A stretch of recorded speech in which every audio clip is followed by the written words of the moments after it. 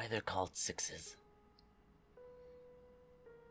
I wanted to tell you about my life and the strange things that I've seen, and before I do, I want you to understand that my actions in the end had reasons. I was born to a single mother. She was only 15 around the time I was born, and she wasn't exactly ready to be a mother. Apparently, my dad was even less ready because his parents ended up sending him to a boarding school so he wouldn't have to be responsible for me or my mother. We were mostly supported by her parents, but otherwise we were completely alone.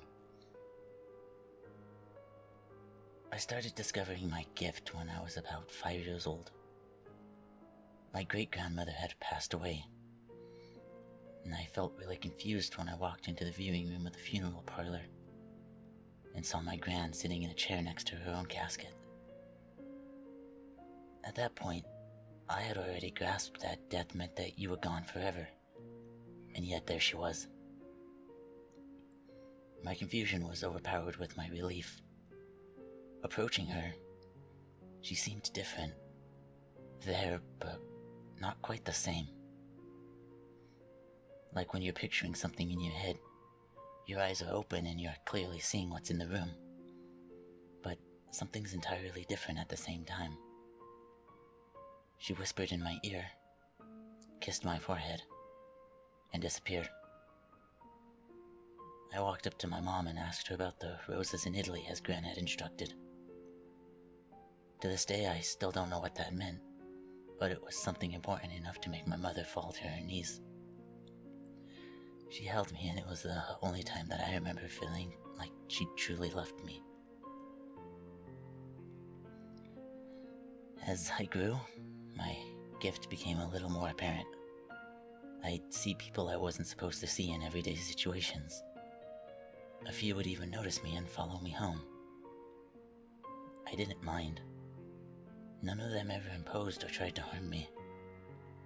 They just wanted company until they figured out how to move on or they found someone more interesting to follow around. I'd talk about it as if it were normal, and my mother never put forth effort to stop me doing so.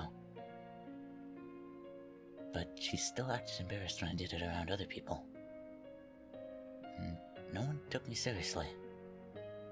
Not like Mom did. Honestly, I think she feared me for a while. When I was about 8, things changed. And it was all due to Mom meeting a man named Mike. He was lanky, he smelled bad, and he talked too loud.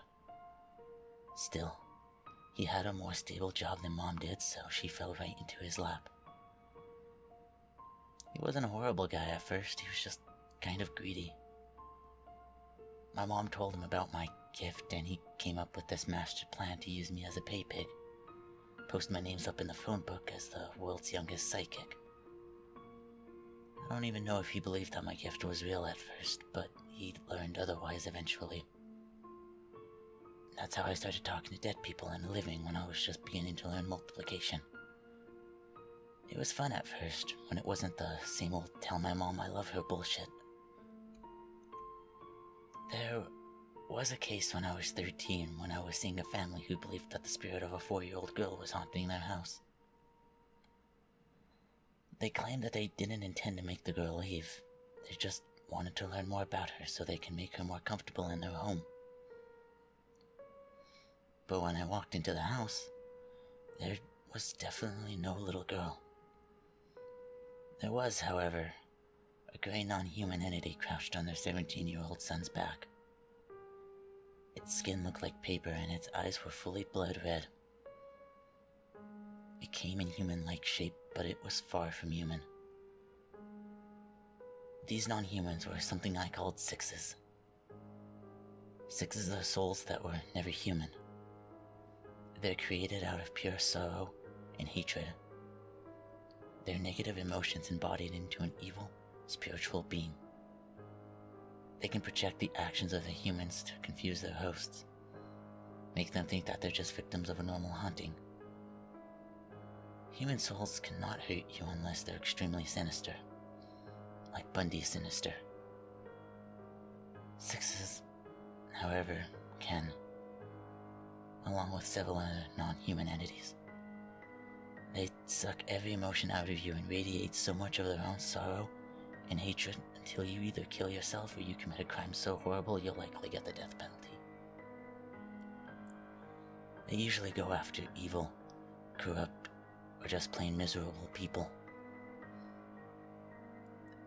They're called sixes because you'd usually only last 6 months before you lost it. I started resenting my mother when I was 16. I had gotten tired of the job.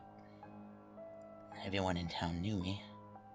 All the kids at school called me a freak. And by this point, Mike had started to drink away all the money that people had paid me to tell them that their grandmother loved them or that their dead child was in a better place. He became violent, angry. He hit my mom, and she just took it for a while. Then she started to blame me. If you would have never started talking to Casper, maybe we wouldn't be in this situation.